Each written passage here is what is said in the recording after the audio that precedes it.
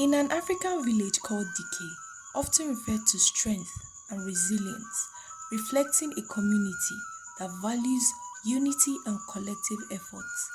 In the heart of the small African village, where tradition, faith weave the fabric of life, and unspoken love begins to blossom.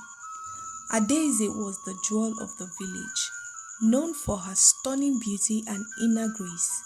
Her bright eyes, radiant smile, and kind heart made her beloved by all.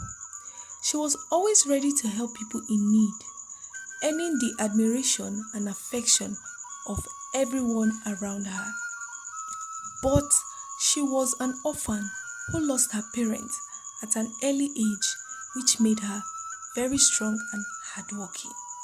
Papa Eze talking to Mama Adobe, saying, Adaeze is not just beautiful, her spirit shines even brighter. She is truly a blessing in our community. Mama Adobe replied, Indeed, her kindness and strength inspires us all. Her beauty was not just skin deep. Adaeze's compassion extended to all corners of the village. She would help the elderly with their chores, play with the children, and always lend a listening ear to anyone in need. Her presence brought light and joy to everyone around her. Father Uzo, a young and handsome priest in his late 20s, was transferred to the village church.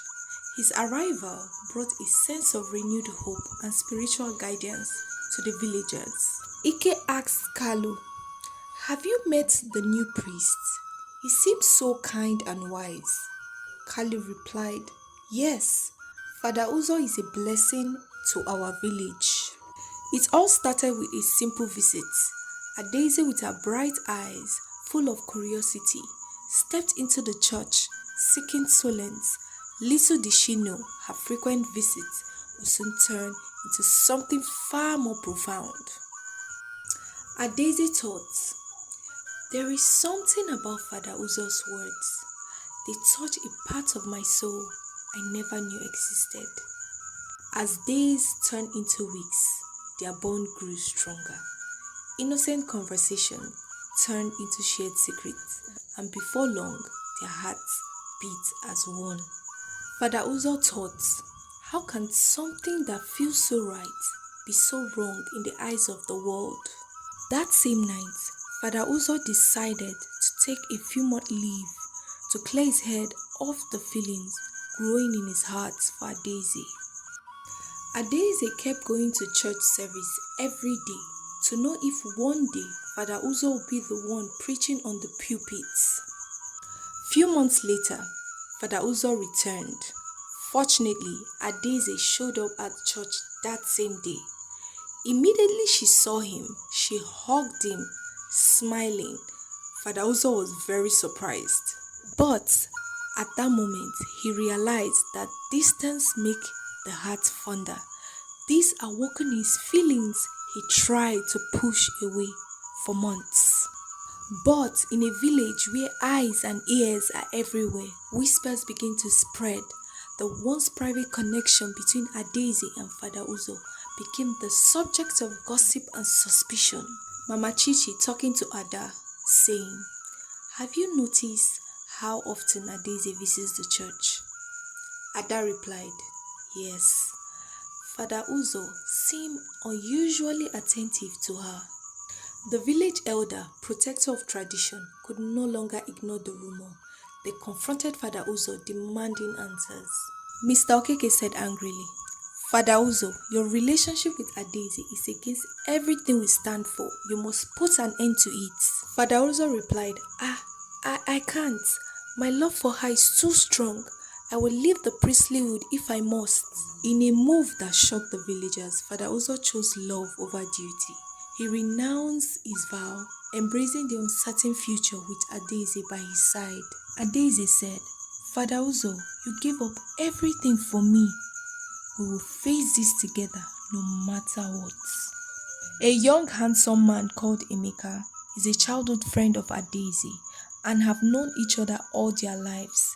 But along the line, Emeka developed feeling for Adaeze, but has been unable to tell her each time they are together. Each time he tries to talk to her about how he feels, he pretends and waves it as nothing. Not all were happy with this union. Emeka was deeply in love with Adaeze, saw his hope dashed. Consumed by jealousy, he concocted a desperate plan. Emeka thought, if I can't have her, no one will.